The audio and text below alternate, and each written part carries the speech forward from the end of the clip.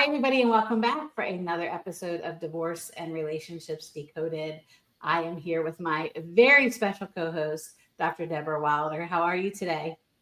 I'm doing great. How are you, Jennifer? Good.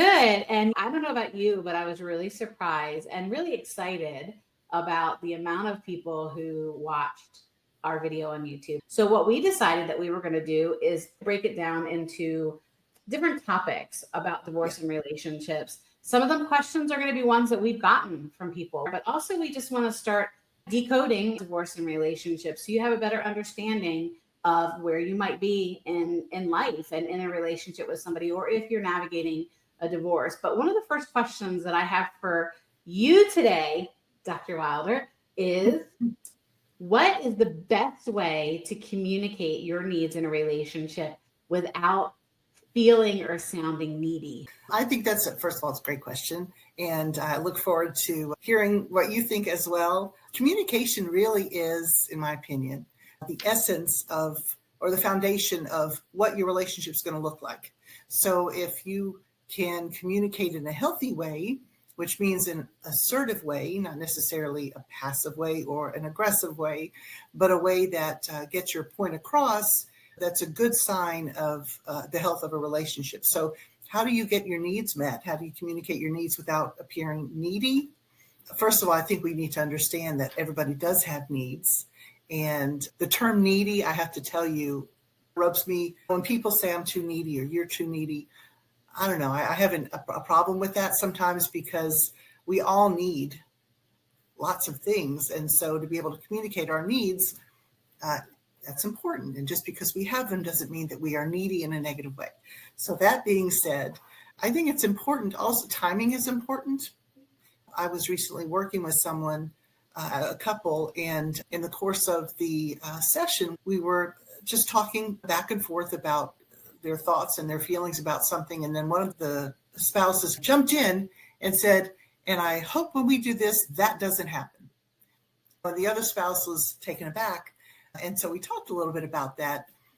A way to communicate is really to let the other person know, first of all, I have some things on my mind and I'd like to talk with you about these things. Is now a good time? Sometimes you can check in with the time.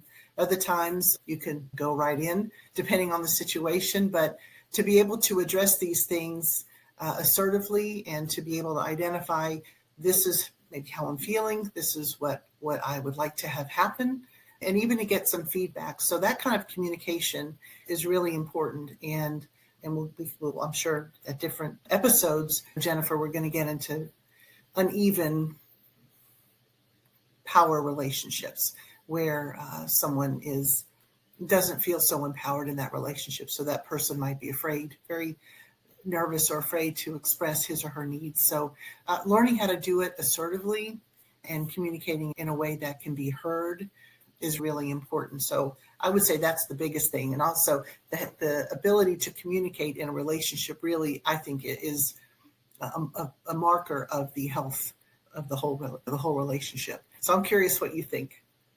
I don't like the word needy either, to be honest with you. I think that there are definitely times I've been needy in my life. And I think as I've gotten older, I've been through divorce, I've been in different relationships. I think it's just really important going into really even in a friendship, like establishing what your boundaries are. We teach people how to treat us, and you don't have to be rude about it. And I think as we get older, especially, and our relationships evolve, you know what you're looking for, the best way that you want to be supported. I think just having that conversation at the very beginning is very important. But yeah, every once in a while, when I'm sick, I'm needy. If I can add to that, you mentioned codependency, and I know what you meant by that. I think another way to look at it is an interdependency, where there's, again, that healthy communication. And I'll share back in the 80s when I started my graduate work, a long time ago, one of the very first courses that we had to take, it was required, was a course on communication skills. And I was thinking, oh, please, I don't need to take a course on communication. I know how to communicate. And I learned a lot from that course. I really did, even though I thought I could communicate well at the time. But it was a great course because communicating is a skill. to be able to, in active listening, we probably have all heard of active listening, being able to share in a way that the other person can really hear and understand what we're saying. It's not about always agreeing about those things, but to be able to share in a way that is received, and then to be able to reflect that. And so there's a whole process of active listening, but to be able to communicate in a healthy way really involves a lot of that. Getting back to when you're not feeling so well and you're extra needy, we all are, and it feels good to have people in our lives. Men are way more needy when they do. What's I'm just going to say that because the wives or the women out there are going to be like, yes, they well, are. we're natural caretakers. Yes, exactly. You're exactly right. Okay. Although I will say there are plenty of men who are caretakers as well. Absolutely. We are naturally, you're right, we are naturally the caretakers there. Yeah, we for sure are. Since we just talked about codependency and interdependency, how can somebody recognize and break free from patterns of codependency? Okay, so how much time do we have here? So there's, I think, and I'll be interested in hearing what you have to say. I think you and I are very aligned in the way that we think and the knowledge that we know, the information that we know. And so there's being codependent on one end, and there's being really independent on the other. And they're really, the interdependence is where you can need each other, but not lose yourself and not have everything that you feel be dependent on the other person's experience or feelings. Or that's the word codependency is often used in terms of substance abuse and family systems and things like that. So being codependent, learning to separate ourselves enough from what other people, loved ones, are experiencing, thinking, or feeling, or doing, and being able to have enough separation where we could think independently and be affected by perhaps what's going on with the other person, but not be almost taken over or not have our own sense of self in that way. And I'm not sure if I'm explaining that very well, but codependency that word is generally seen as not as healthy as more of an interdependence system and more closely associated with people who, let's say, grew up in systems that might not have been so healthy, whether they were abusive or, again, different levels of power in the relationship and things like that. But anyway, so that's a deeper issue. But a lot of people, I'm sure everybody in our audience has heard of the word codependency and maybe has even been affected by it or may find themselves in a relationship like that. So there's a spectrum. I always like to think of relationship stuff on a spectrum, and that's toward one end of that spectrum. So what are your thoughts about that? And to your point, even with answering the last question, I consider myself codependent on my husband. But after your explanation, you're right. We are interdependent on one another, because I think my whole life, when you've heard that word, it's always, to me, a negative word, but just almost, oh, you can't do anything without someone else. That's the way that I looked at it. And I think probably a lot of people who are going to be watching this are going to be like, oh, okay, yeah, I'm codependent on my spouse, or I'm codependent on my best friend. I think the way you explained it made more sense, because even for me, something that for 40 years I thought was a bad thing is just learning that it's actually something different. Carmen and I weren't even in 4 years, or maybe we were celebrating our 4th anniversary when I went through Guillain-Barré and was completely paralyzed. And now here's this man who promised to love, honor, and take care of me 4 years in, was taking full care of his wife. And that created, for so many people, it creates such friction and almost a level of resentment, because he was taking care of the house, taking care of the dogs, taking care of me full time, working. But there was no resentment from that. It was his opportunity to show me how much he loved me. And we became very interdependent on one another. I think it's the way I look at it is there's that mutual love and respect and admiration. I like that we're interdependent on each other. Yeah. Let me just jump in if you don't mind. I do want to comment. You and Carm have a very special kind of love. The both of you certainly paid a price. Sure we did. For the relationships that you had. To have the kind of love that you have now is with each other is fabulous. It's fantastic. And it's really very special. I will say my father has passed, but my parents had a soulmate kind of relationship in a marriage that was, it was deep, and it was such a deep soul level. And my siblings too all have very healthy and very healthy marriages, which makes me very happy. But a lot of people, you don't know, because you don't know what goes on behind closed doors unless they tell you. But I just wanted to say something else. There's nothing wrong with needing your spouse, needing each other. There's the difference between needing each other, needing to be with each other in order to be happy in your life. You and Carm need each other in your lives. And that's not being needy. That is needing. To me, that's a sign of real deep love, where you need each other. That doesn't mean you're going to die if, God forbid, something bad, but you need each other to feel that sense of fulfillment and to feel that kind of love. So that's different than being the needy that we were talking about and the dependent kind of things. There's so many layers there. There's a lot of layers. It's like peeling back the onion of relationships. So last question today is, what does a healthy conflict resolution process look like in a relationship? I'm big on conflict resolution. That's a lot of what we do in this field of divorce and relationships. I'm also big on, when there is a conflict that needs to be resolved, to be able to do it in the spirit of resolution, not in the spirit of a winner and a loser, because that's not resolution. That's just shutting down a conversation. I think a healthy way to resolve a conflict is to step back and identify what's going on here, what's creating or contributing to the feelings that I have or you have or somebody has that is problematic. And then to talk about what it does feel like. What is the experience? What's happening? How is it affecting me? How is it affecting you? And then I think it's also important and helpful to come to the table with a proposal if you can. So what are your thoughts about what we do about this?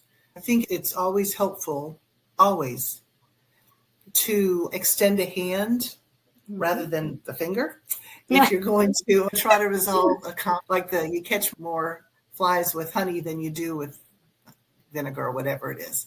So to invite a conversation and just say, I have something on my mind. Again, some things I'd like to talk about, and I hope that we can work these things out. I think to have almost an introductory statement rather than going right in can set the stage for resolution and can set the stage for a greater chance of working things out. But again, being able to communicate your thoughts, your feelings, and to do that when you're in a heightened state of agitation or you're hurt, it can be a slippery slope sometimes. So timing is important too when you're dealing with conflict resolution. But if you can do it in the spirit of resolving the issue, not in attacking somebody, and being able to share your thoughts and feelings in a way that the other person can hear and understand. Again, it doesn't mean that person has to agree, but if that person hears and understands, really, if you get the feeling that, okay, he heard me or she really gets it,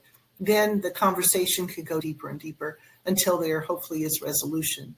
And if there's not, even if there isn't resolution, if you've gone through this process in a respectful way, you're still building strength in the relationship. In the best of all worlds, to be able to communicate your needs effectively, and then to offer maybe a proposal or some solutions to the issue, and do it in the spirit of resolving the issue, not fighting. If your relationship is healthy enough for that, because I know there are plenty of relationships that really aren't, and that doesn't mean both people are not healthy. Oftentimes there's one person who is more extreme, right. And we'll get into that, I think, down the road. One of the things that we learn going through the certification to become a divorce coach is putting things in the perspective of your partner or your spouse. If there's something that was wrong between the two of you and you know that you need to sit down and talk about it, and a lot of times you don't know how to have that conversation, like you're saying, initiating it with something, having a little bit of text lining up into, hey, I want to tell you something about what you're doing I don't like. Yeah. It's good to, especially if you're considering divorce or separating or anything else, put yourself in your spouse's shoes. Every time I say that to a client, and we're always on these types of, I can see their face, like, you want me to do what? I want you just for a second to put yourself into how they may be thinking about the situation. Are they worried about what does this mean for our kids if we get divorced? Are they worried about where am I going to live? Are they worried about I don't want a divorce? I love my wife. Put yourself in their shoes for a minute. Just in that conversation, as you're ready to come into it, realize that there's another person on the other side of that conversation, whether they are the healthy one or not. I can remember the one lady that I did with, she was so adamant about not doing it. And then the next time we met, she said, I thought so much about what you had to say. And I really put myself in his shoes. And when we sat down, like he was armed, like you could tell he was armed and defensive. And I came at it considering his feelings first. And she said, I could just see just the walls come down. And we were able to sit and have a conversation because he felt like I was thinking about him. Like it wasn't just about me. It wasn't like I'm going to come in here and take everything away. It was about like, hey, we have children. There's a lot of things that we have to take into consideration. And for some people, that's hard, right? You're sitting looking at somebody that you may have fallen out of love with years ago, or has been very abusive to you, or has been very controlling.